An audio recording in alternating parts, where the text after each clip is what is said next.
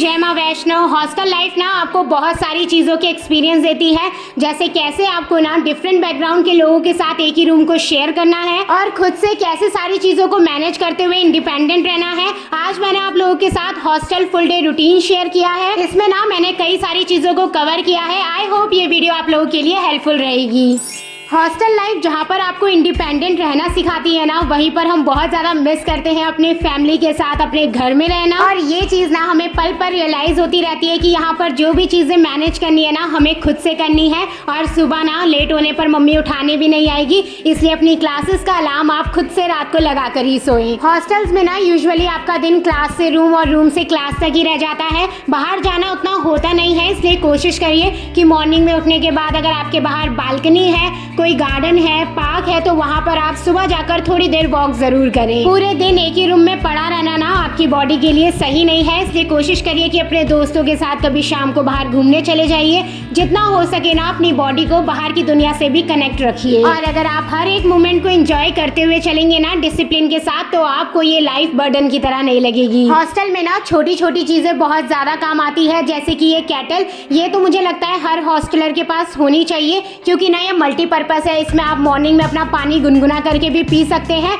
और अगर आपके हॉस्टल में कुकिंग अलाउड नहीं है ना, तो आप इसमें कभी कभी मैगी बनाकर भी खा सकते हैं। और साथ ही कोशिश करिए कि आपके रूम में ना बहुत कम और यूजफुल चीजें ही हो, क्योंकि अगर कम चीजें होंगी ना तो आप उनको ठीक से ऑर्गेनाइज और डेली क्लीन कर पाएंगे। नहीं तो हर वक्त ना आपका रूम मैसी सा ही रहेगा और उसमें ना ही आप प्रोडक्टिव हो पाएंगे और ना ही ठीक तरीके से स्टडी कर पाएंगे। आप जब सब काम खुद ही करना है और पूरे दिन आप क्या ही करेंगे, इसलिए डेली क्लीनिंग की हैबिट रखिए। जो सामान जहाँ से उठाए वहीं पर ही रखिए काम होने के बाद। और जैसे जैसे चीज गंदी होती रहे ना, साथ साथ क्लीन भी करते रहिए, ताकि एक साथ आप पे ज्यादा बर्डन ना हो। ऐसे मैंने कई बार सुना है कि जो एक रूम में रहते हैं ना, रूममेट्स, उनकी आपस में बनती नहीं है, जरा जरा बात में बहस होती रहती है। इसलिए आप अपने रूममेट के साथ ना एक कोऑर्डिनेशन बना के रखिए। जो भी काम है, जो भी जगह है, उसको डिवाइड कर लीजिए कि भाई इतना तेरा है, इतना मेरा है, इसका काम मैं करूंगी, इसका तू कर लेना, खाना कभी मैं बनाऊंगी, कभी तू बना लेना। क्योंकि एट द एंड आप सभी अपनी फैमिली से दूर अकेले यहाँ पर पढ़ने के लिए आए हैं, इसलिए कोशिश करिए कि एक दूसरे की तरफ आप हेल्पिंग नेचर रखें और जब जिसको जिस चीज की जरूरत हो आप वो करें। और यहाँ पर रहकर ना ये भी समझ आ ही जाता है कि जो हम घर पर अपने भाई बहनों के साथ लड़ाई करते हैं ना, एक्चुअल में वो लड़ाई है ही नहीं।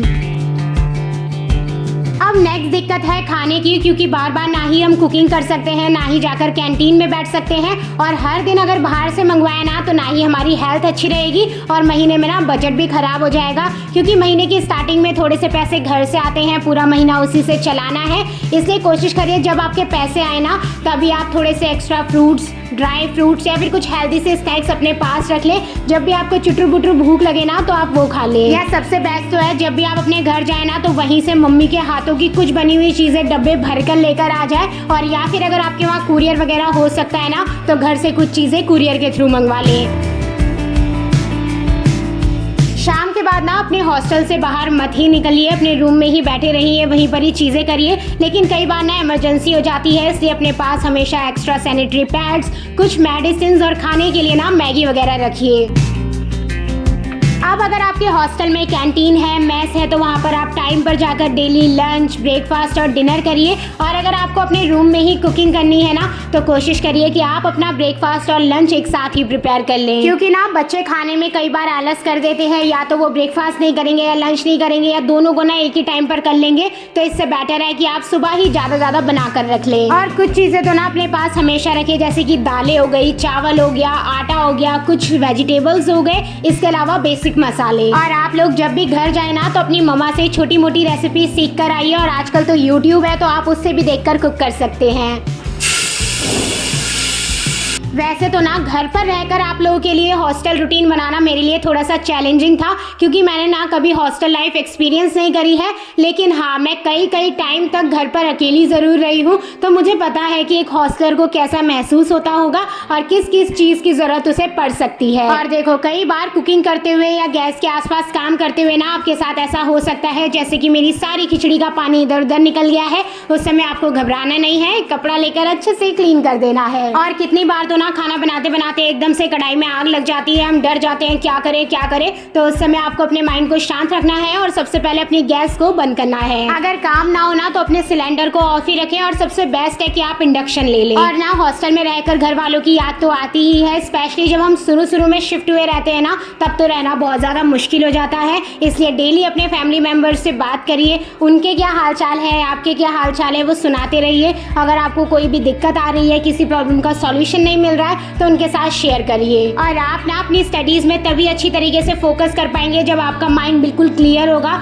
इसलिए बेफालतू की उलझनों में पढ़ने की जरूरत नहीं है। अगर कोई प्रॉब्लम है जिसका सॉल्यूशन आपको नहीं मिल रहा है, तो आप अपने टीचर से, अपने सीनियर से, या फिर मोस्ट इम्पोर्टेंटली अपने पेरेंट्स के साथ शेयर करिए। आप ना अपने पास अपना एक बजट बनाकर रखिए कि डेली आप किन चीजों में खर्च कर रहे हैं, हर महीने आपको किन किन चीजों की जरूरत पड़ रही है, कितना पैसा आपके घर से आता है, उसमें से कितना आप खर्च कर रहे हैं और कितना आपके पास बच रहा है। और सच बताऊं, पढ़ाई के अलावा जो भी आप इस हॉस्टल लाइफ में सीखने वाले हैं ना, वो सब आपको आगे जाकर लाइफ में बहुत हेल्प करेगा। बाकी इन सारी चीजों को मैनेज करते हुए आपको अपनी स्टडी पर पूरा फोकस करके उसको प्रायोरिटी पे रखना है। अपनी स्टडीज को थोड़ा सा इजी बनाने के लिए आप स्टडी टाइम टेबल बना सकते हैं। उसमें डेली आप लिखिए कि कौन से सब्जेक्ट को आपको कितना टाइम देना है। स्टडी के टाइम आपको सिर्फ स्टडी करना है। अगर बीच में कोई भी इंपॉर्टेंट काम आता है तो आप इसको लिख लीजिए और अपनी स्टडीज को कंप्लीट करने के बाद ही उनको करिए। यहाँ पे ना आपको अपने कामों के लिए खुद से मोटिवेट रहना है, क्योंकि घर की तरह आपके पेरेंट्स आपको बार बार नहीं याद दिलाने वाले हैं कि बेटा पढ़ो क्योंकि एग्जाम आने वाले हैं।